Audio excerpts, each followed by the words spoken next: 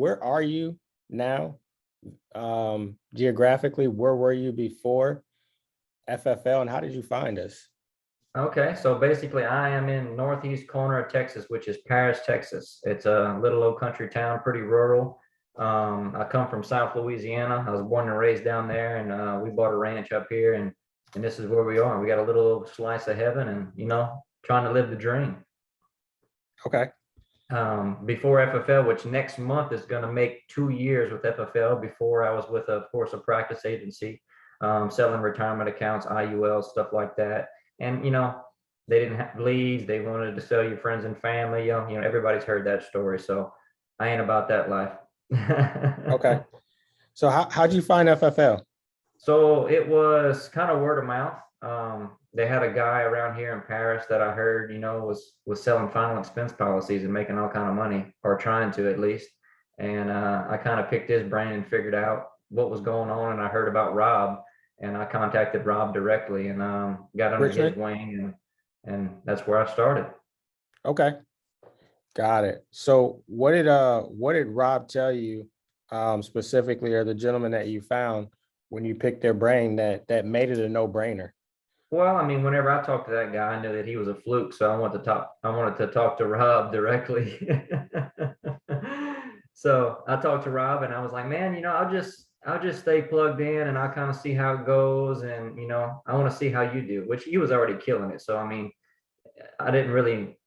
he didn't have anything to prove to me. I just wanted to sit on the sidelines and see how it would go, because I was already skeptical, because, I've been in the business, and I knew how the different levels worked and all that. And I was really just kind of skeptical. So what I did is, of course, talk to Rob some more, and he goes, man, why are you basing your success off of me? He goes, I'm already successful. He goes, you might be better than me.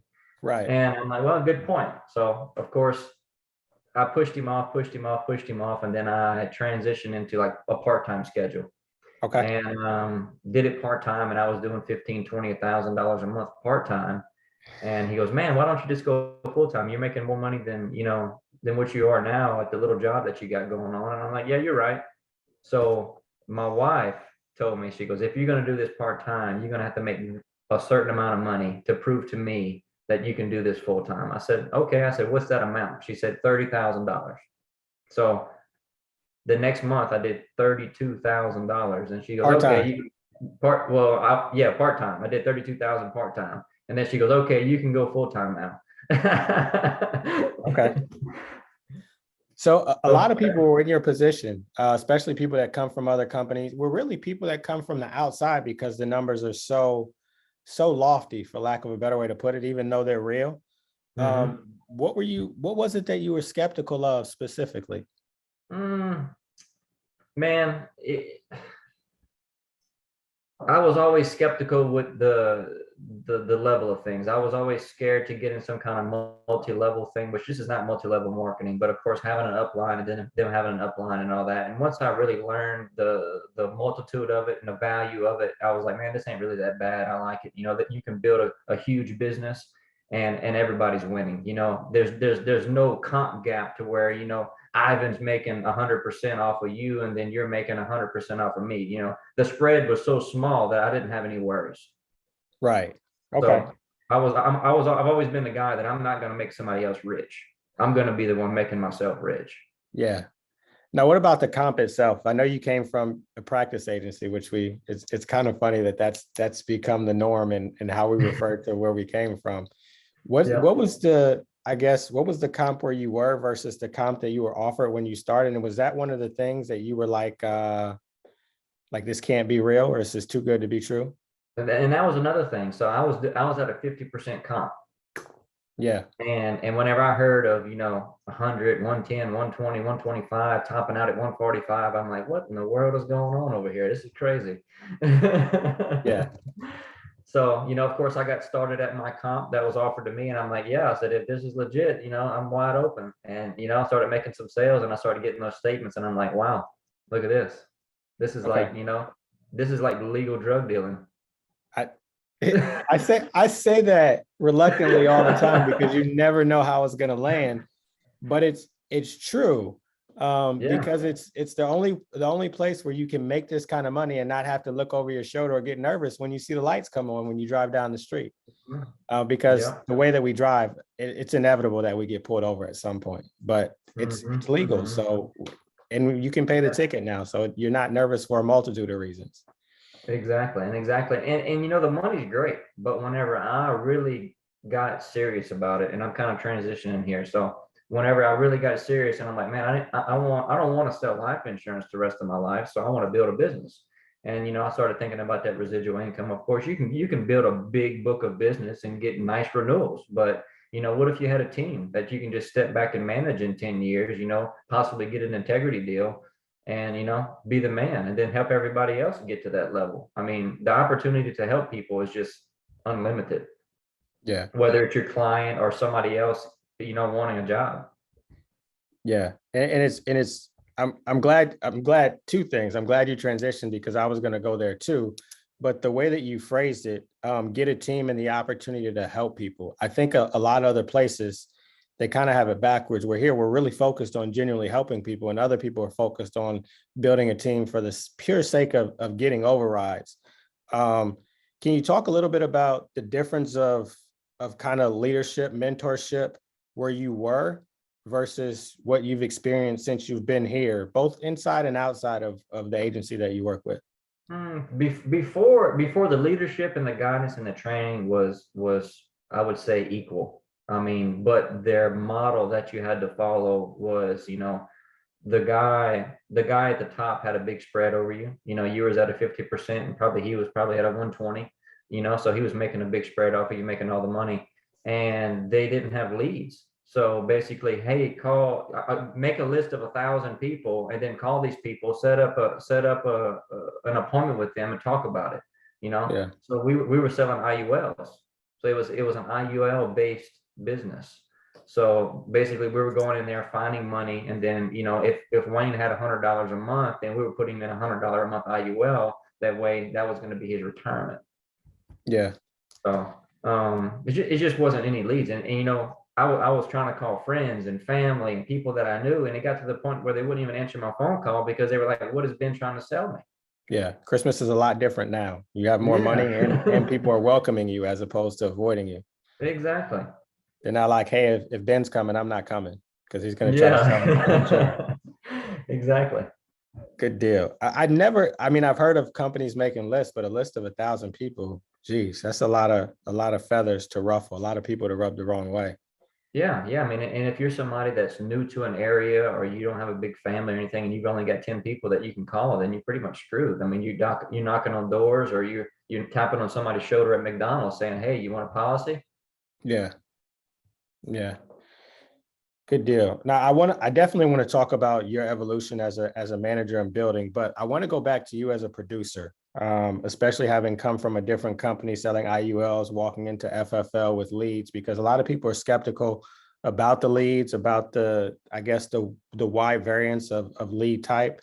So talk to us about walking in the door day one, the type of leads that you worked, what your schedule was, and kind of what the overall reception was from the leads and you actually walking in the house. So whenever I first started, I was running second chance CRM leads. Okay. Because I didn't have the availability, and I didn't have the $1,500 a week to buy new Facebook or new mortgage and stuff like that. So I ran the $3. It's the 3-month old mortgage in the CRM, which back in the day, 2 years ago, it was they just had them as $3 second chance mortgage with image is what it was. Yeah. And I bought every single one that I could find that I was willing to drive to. When you say willing to drive to, like how far were you willing to drive? Oh, like 6 hours. Okay. I mean, I had a 6-hour circle, and I would buy every single $3 mortgage lead that I could get my hands on, because I got really good at a script. I got really good at overcoming those objections. So I mean, setting the appointments off the leads wasn't that bad. Of course, you have to have a different perspective calling an older lead, because you are going to get objections. They're not brand new. They just didn't fill this thing out. So but I got really good at that. and I was spending probably $1,000 a week and getting, what's that, 3 into 1,000? That's 300 leads, roughly. And Yeah, I was setting 40 or 50 appointments. So I had 2 weeks worth of appointments off of $1,000, and I was selling 15 to 20 grand off of 30 to 40 appointments. that's crazy. And a lot of people look at that, going back to when you said 6 hours, and they're like, yeah, I'm not driving 6 hours. But then you fast forward to 25, 30 grand. Now all of a sudden 6 hours makes a little bit more sense, because there aren't a whole lot of people that, like Ivan said, you back out taxes and gas and lead costs, that can say that they clear 15, 20 grand a month doing Easily. anything. Yeah, I mean, I was doing that in 2 weeks. I was doing 15,000. So say I spent 1,000 on leads. I submitted 15 grand. That's 14 grand minus 1,000 to 1,500 bucks in expenses. I'm clearing to be safe 10 grand in 2 weeks. Yeah, that's what's up. You know?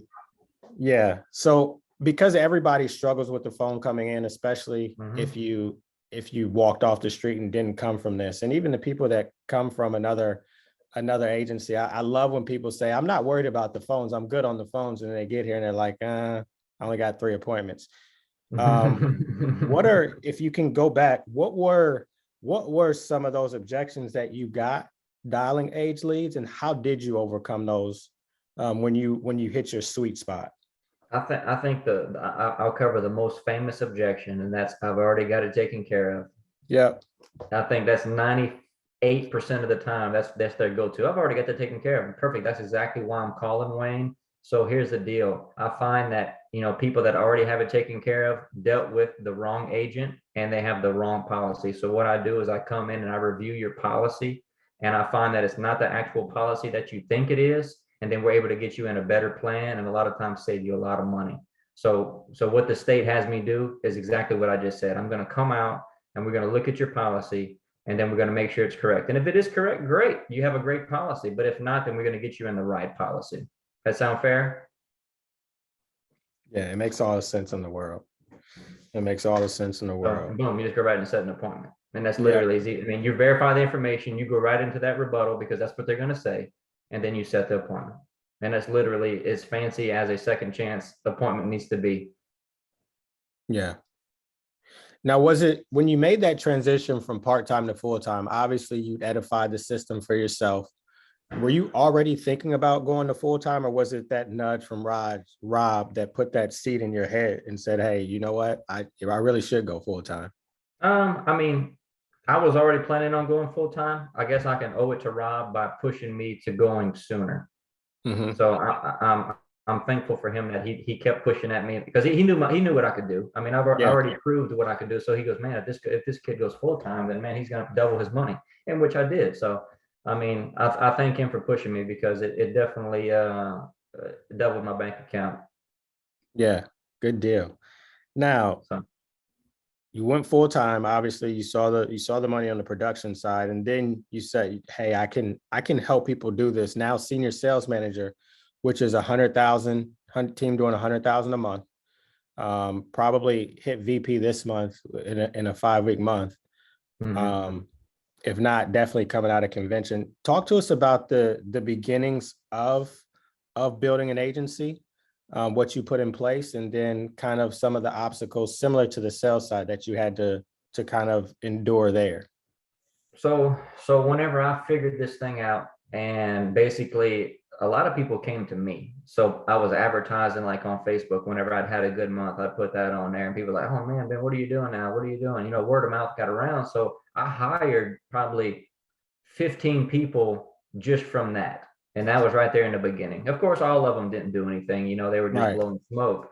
But a couple of those people started doing stuff, then I got a little bit of production, and then, I had a second wave of that, you just word of mouth people, hey man, Ben's doing good. He's making 20 grand a month. How do you make 20 grand a month? I've been working for 60 years. I never made 20 grand a month. So, the second wave of attention came through, and I did it again. I hired a couple more people, and I was always, 45,000 to 80,000 all last year.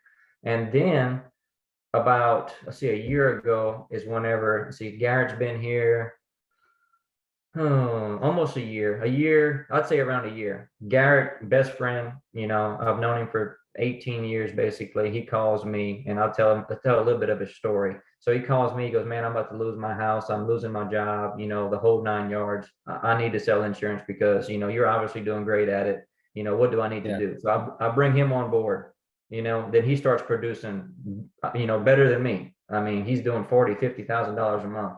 And then me and him get together about 6 months ago and we start spending money on recruiting. So then we get even more people in the pipe, you know, sharing that expense, sharing that load. And Yeah.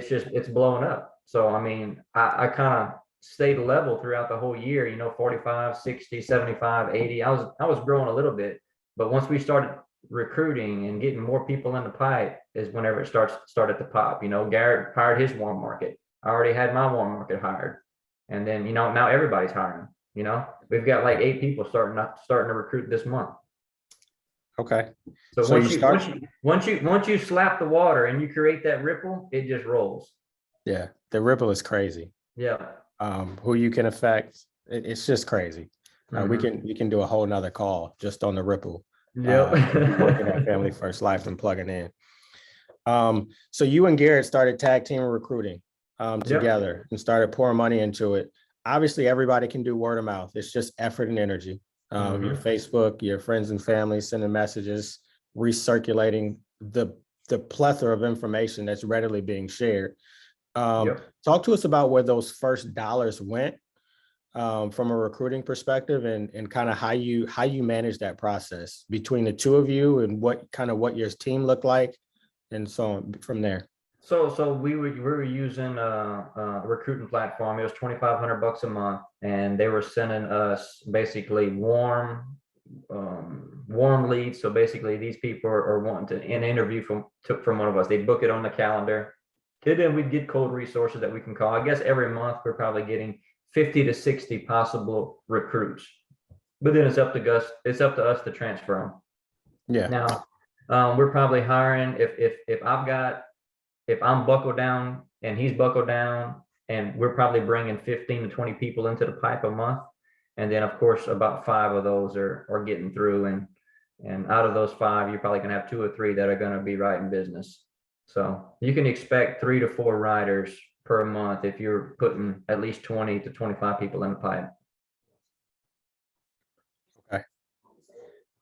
And then what about staffing wise? Was it just you and Garrett managing it, or did you start together? It's me and Garrett. And his wife has stepped up, so she's actually doing some recruiting now too, which we lean a lot on Rob and Rena and their system. So we're plugging, we're you know, put them in the recruiting link, and then they're doing the initial Zoom call. They're massaging them through Assurance Bay and HCMS.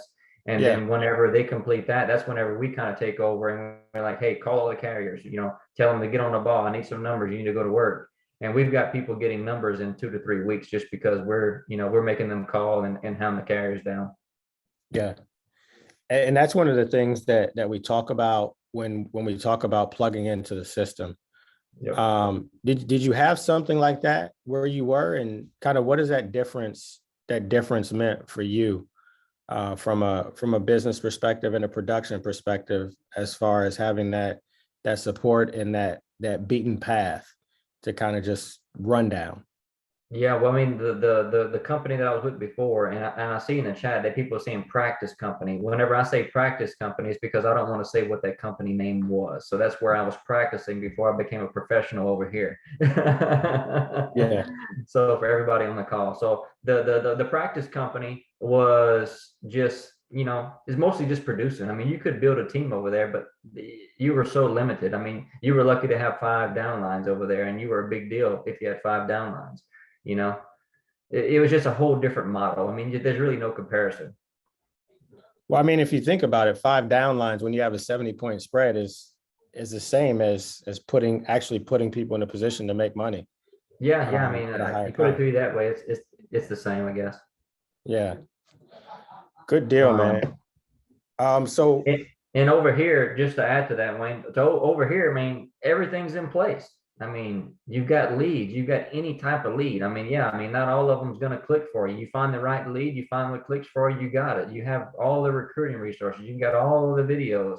I mean, if you're just sitting at the house saying, oh, I don't know, I'm not even going to print my leads out. I'm not even going to make any calls today. I'm not watching that video. That sounds dumb. Well, then you're not going to be successful.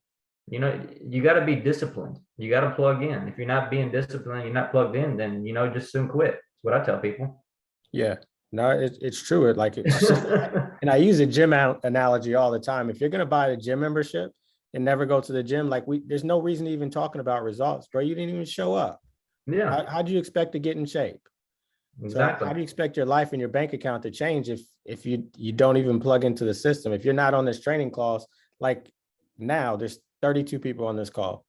I don't know how many people are in Ivan's agency. I don't know how many people we have on our respective team, your respective teams, but I promise you, if everybody from my agency on this alone were on this call, we'd have 100 people. So when they call and ask why, I'm not surprised that you're calling and asking me why, because you didn't even put any effort in. I mean, how hard is it to click a link and listen? Yeah. Well, here's the way I tell people, and not to sound too harsh, we don't expect anything from these people. You're your own boss. But the one thing that I do expect out of my agents is to be on the calls, to be on live dials, and to be plugged in, because that is literally the only thing that we ask of you. If you can't do what we ask of you, and then you're calling me for questions, well, maybe if you'd have been on the call, that question would already be answered. You know? Not even that. Like literally everything that I ask of you is for your own benefit. Exactly. It's only for them. 100%. So what are your plans? Obviously you're getting to convention. So let's start there. What did convention do for you as we talked to them about February and pushing them to get to Miami? And I know your first one was decentralized, so this one is going to be completely different for you too. But what did convention do for you and your career and your business? So this will be my third convention. First convention. Okay, cool. Yeah. First convention was where the mind got opened, and where hey, this is where I can take this. This is what I can do. This is what I'm gonna do. And that's whenever, the first fire got lit. And second convention, I guess I was kind of like, hey, I'm doing it, I haven't got the exact results that I've wanted, but then I was like, hey, I've realized what I'm not doing. Yeah. So second convention was like, hey, this is a realization, you're going to get left behind, the deal may not be as good if you don't step on the train and run it, Right. So, and of course, this third convention going into it, I mean, everything's running good. I mean, I'm just going to be happy to be there to meet some of my people on my team that I'd never met before. 100%. Yeah. 100%. And even then, I'll tell you from experience, because I still leave conventions and these calls with a fair amount of notes. It's just like the second one was for you, because you have these blocks now.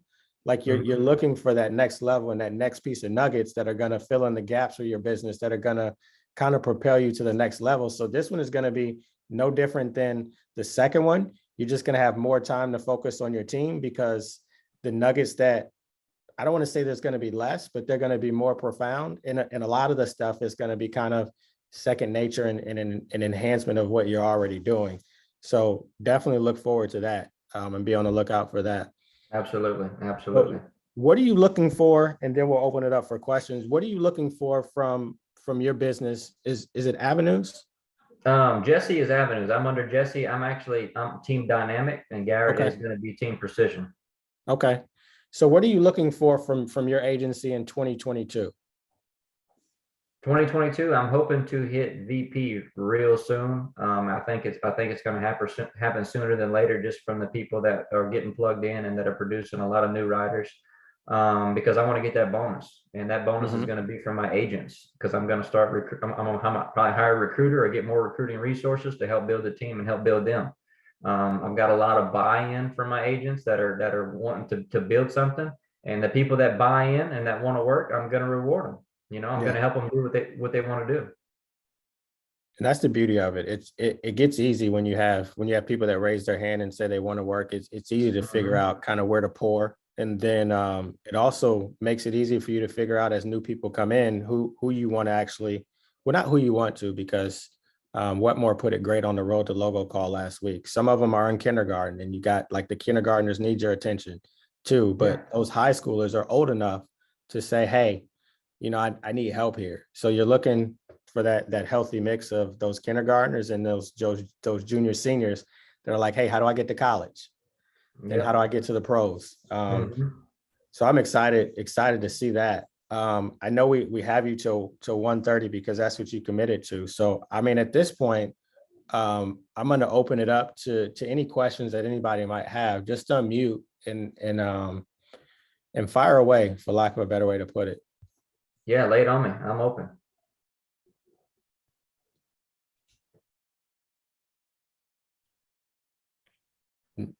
Nobody has any questions?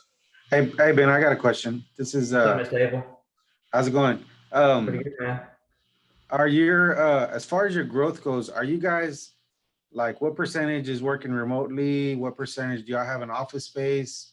And then if y'all do have an office space, like how does that work? Do y'all get a high volume of people coming into the office, or do you see more production coming from people working virtually and at home?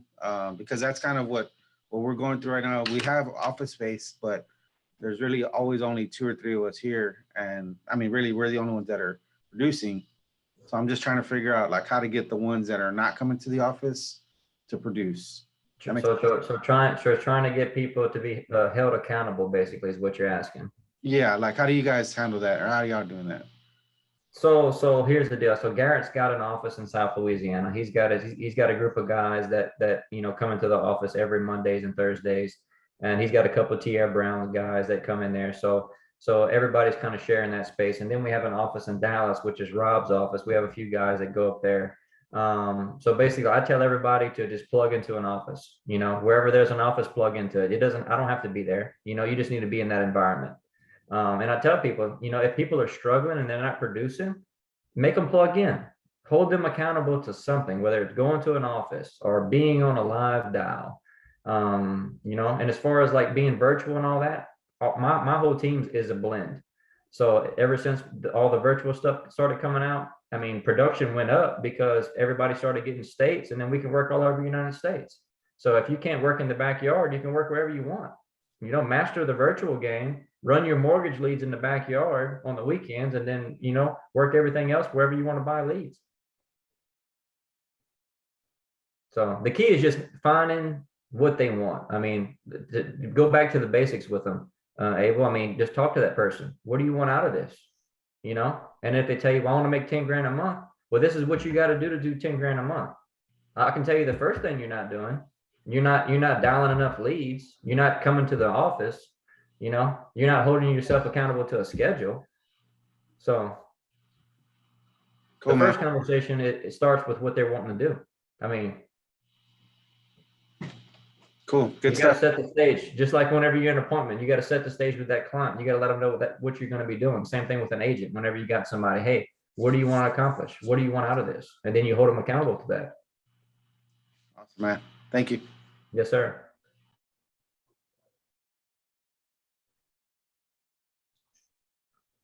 What else you guys got? Any more questions? Let's see what we got in the chat down here. I've seen a few things. Let's see. How do you structure training? How do we structure training? I mean, we do agency calls with Apex, kind of similar to this one, and then we'll do Q&A. As far as the training goes, what I do with my agents is I want them to go through boot camp, and I want them to find somebody like in YouTube videos that they can relate to. Like if it's a lady, I want them to talk to another, listen to another lady like Daniel Byrne or Steph Culver, or if I've got another lady on my team, hey, talk to her. You're going to be able to relate to a lady better than probably you can relate to me. So find somebody that you can click with that style. Now, as far as the training goes, it's kind of as you're running is how I train my people. So once they buy leads, they have to prove that they can master the phones and set appointments. So if you buy leads and you can't set any appointments, then there's nothing else to learn. First, you need to learn how to set appointments. Once you set appointments, then you go see these people, and then you figure out what they're trying to do, go through the client worksheet, and then you call me, and then I'm going to tell you exactly how to help that person. And then after you leave that appointment, I want you to call me. And then if you didn't sell it, we're going to talk about what you did wrong. And then I want you to do that the first 20 times. And then after the first 20 appointments, then you could probably stop doing that as much, because you're going to be learning what to do and how to overcome certain things.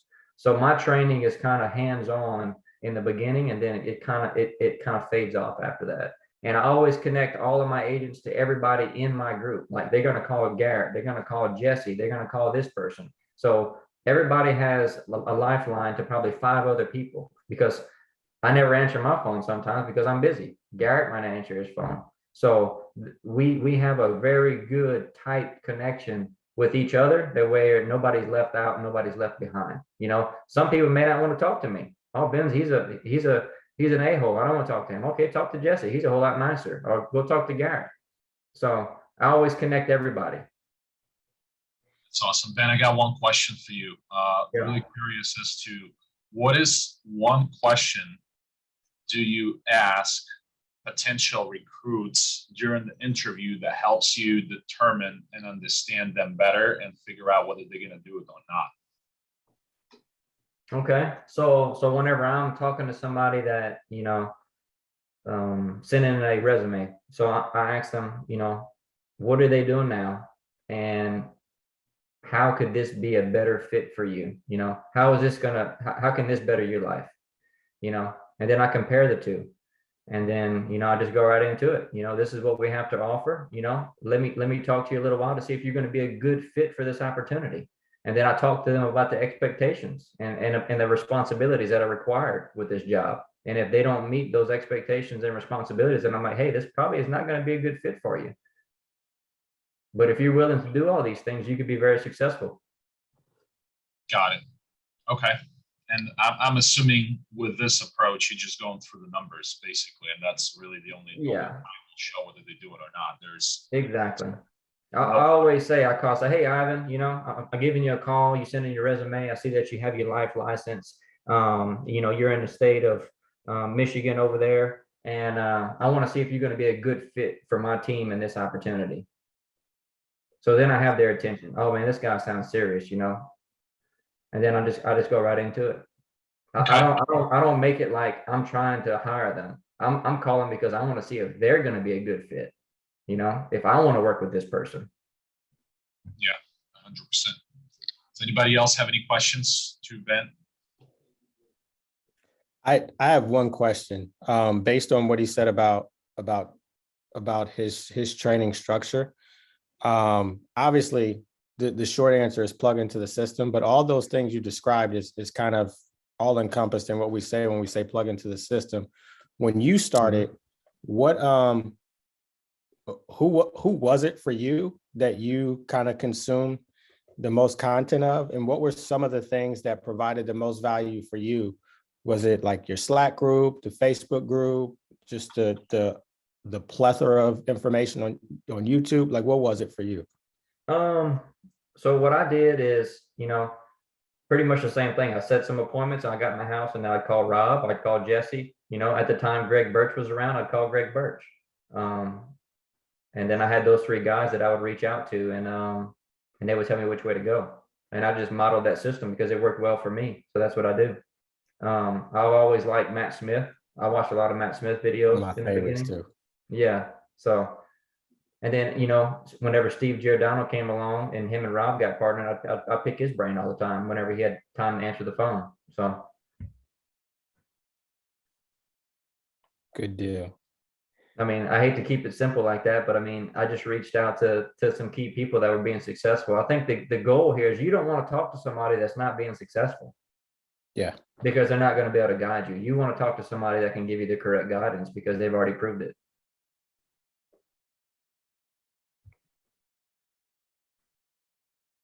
Okay. Any more questions? One more question. Are you just doing mortgage? No, actually, I'm doing a blend. So I'm doing final expense mailers, doing mortgage mailers. I still buy the second chance mortgage mailers to fill in the blanks whenever the BPLs and stuff are slow. And I am doing virtual. So I'm doing virtual final expense sales. So I do a little bit of everything, because if you're going to be building a team and you're going to be training people, you need to be versed on all angles, because if somebody asks you for help and you're not doing that, then how do you help them?